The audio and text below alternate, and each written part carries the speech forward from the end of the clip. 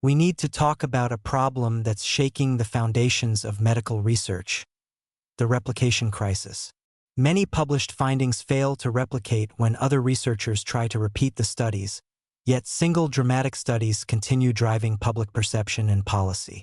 This has profound implications for evaluating vaccine safety claims. The replication crisis emerged from systematic efforts to repeat published research. Researchers found that large percentages of published findings in psychology, medicine, and other fields couldn't be replicated. Initial studies often overestimate effect sizes due to small samples, publication bias favoring dramatic results, and statistical issues like p-hacking, manipulating analysis until finding statistically significant results. Why does this happen? Small studies have high variance. They can detect large effects but are prone to false positives, finding patterns in noise. Publication bias means studies finding effects get published while studies finding nothing sit in file drawers. Researchers face pressure to publish novel findings, creating incentives for sensationalism over rigor. Measurement errors and confounding variables can produce spurious findings that disappear under rigorous investigation. The consequence is that the published literature contains many false positives. A single study claiming dramatic findings shouldn't change our behavior or understanding. It should trigger interest in replication. Do other researchers find the same thing? Do larger, better-controlled studies confirm the initial finding? Often they don't. The OncoTarget paper fits this pattern perfectly.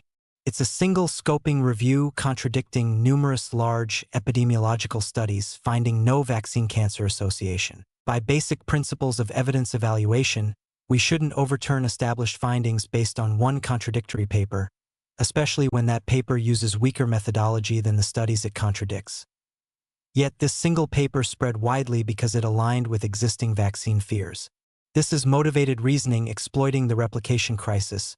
People selectively promote studies supporting their beliefs while ignoring the broader evidence base and the high probability that isolated dramatic findings are false positives. Scientific literacy requires understanding that science converges toward truth through cumulative evidence, not single breakthroughs. We should look for consistency across multiple independent studies using different methodologies and populations. One study finding an association means this warrants investigation, not this is definitely true. Systematic reviews and meta-analyses help by synthesizing all available evidence, identifying consistent patterns across studies, and highlighting when findings are mixed or contradictory. They're not perfect, they can be biased by what's been published, but they're more reliable than cherry-picking individual studies. Metascience research, science studying science, has revealed that many published medical associations are false positives. This isn't a crisis of confidence in science itself, but recognition that the scientific method requires replication and cumulative evidence. Single studies are exploratory, suggesting hypotheses. Confirmation requires reproduction by independent researchers. Registered reports and open science reforms are improving reliability. Pre-registering study designs and analysis plans before data collection prevents p-hacking. Making data and code publicly available allows scrutiny and replication. These reforms are making science more trustworthy but haven't yet permeated all research. For consumers of health information, the lesson is, don't change behavior based on single studies. Look for patterns across multiple studies. Prefer systematic reviews synthesizing evidence. Be especially skeptical of dramatic findings contradicting established consensus.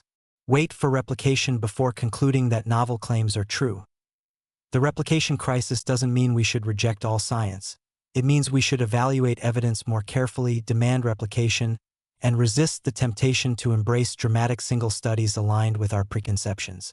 Science works through self-correction, but that process requires time, replication, and resistance to premature conclusions.